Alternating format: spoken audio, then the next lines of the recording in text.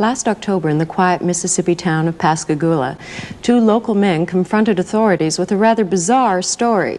Charles Hickson and Calvin Parker told of a strange craft landing near their fishing site and of being taken aboard by three unearthly creatures. The two men were questioned under hypnosis and lie detectors, but their story remained intact. One of the men suffered a nervous breakdown and is still under treatment. Among the skeptics were Ralph and Judy Blum, already at work on a UFO book. With W5 last week, Ralph and Judy returned to Pascagoula. Judy and I stumbled into this book. It came to us to be written. Suddenly we were in a wave of waves. UFOs were being seen across the country again. We were in what they call a flap. And people began experiencing things that they couldn't explain. Something was happening in our skies in the midst of Watergate, Agnew, the energy crisis, the Middle East.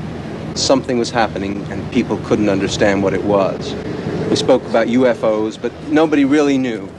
And then it hit right here where we are. It hit Pascagoula.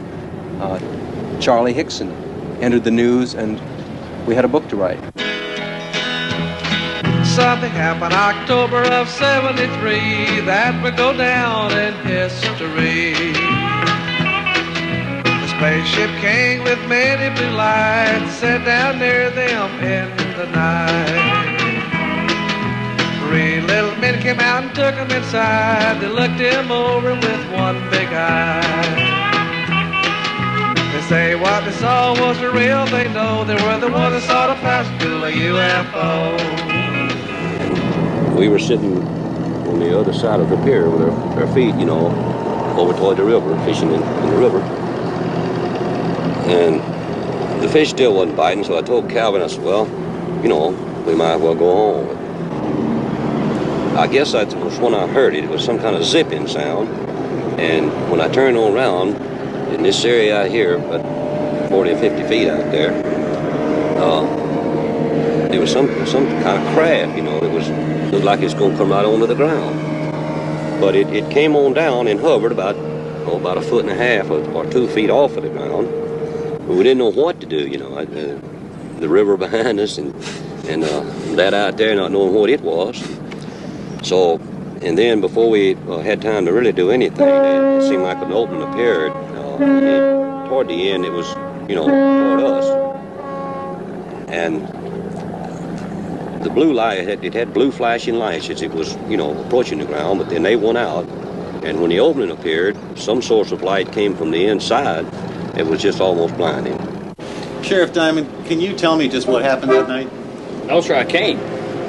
All I can tell you is there was two men came into the sheriff's department approximately 8:30 and 9 o'clock. They were all excited, upset, wanting to climb the walls, hysterical, crying. That's actually all I know is what happened. I mean, as far as me seeing what happened, I don't know. Of course, we could see them in the opening coming from, when they started out to craft. But Did you think it was people coming out at first? Well, they had. I kind of thought it was people at first, off like that.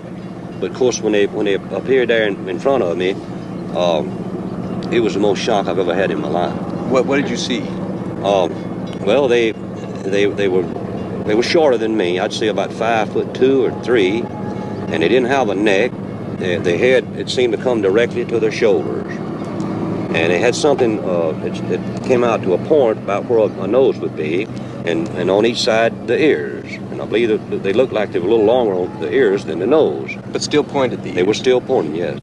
But since I was down there, and since I was a physician, and several other scientists and investigators were asked to consult and look into the situation, I was asked if would I mind if I would be present, and I said I wouldn't mind at all. And while it is still very difficult for us to believe that a spaceship landed and that robot-type creatures came out and actually took these two people into the spaceship, these men, in my opinion, believe that they saw this. But it seemed to me when they came out that doorway, or that opening or whatever it was, then just almost instantly they were right there on us. And their arms, they had arms, and I saw the arms moving here and in the shoulders, but they had weld. I mean, their fingers were webbed, and then they had something like a thumb, and they were like this. Mm-hmm. They had me one on this arm like this, and on the other one, you know, they had my other arm like that. And I just seemed to lift up to the same height they were off the ground, and we just moved into the craft. Now inside, how did they lay you out? Do you remember how it happened? Yes. I didn't see any tables or chairs or anything in there. I'm not saying it wasn't in there because the light was almost blinding, but I didn't see any. And when they carried me inside, they seemed to just lean me back, you know. And this eye, well, I keep referring to it as an eye, and it moved up in front of me about this close. And it started right at my eyes, looking me right in the eye.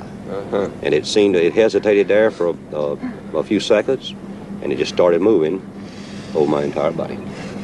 When they brought me from the craft along this area here, and they didn't drop me, you know, they just released me back to the ground. And I fell. I don't know why my legs were weak. I don't know why it was the fright or what it was, but I fell onto the ground. And that's when I seen Calvin. He's standing right over here in this area, and he was standing facing the river with his arms outstretched like that, just like he was staring at something. They know more of what's going on down here on this earth than we think. When it happened to Charlie, the creatures, whatever they were, didn't communicate with him. Now, it's enough to say you saw a UFO to give you trouble these days in some towns. To be taken aboard is just a suspect idea. But somehow, if the creatures don't give you a message, you're just a touch less incredible. And Charlie says what he said and what we wrote about in the book. It was like they had a job to do, and they came and they did it. They were the ones that saw the Pascagoula UFO. That's our program for this week.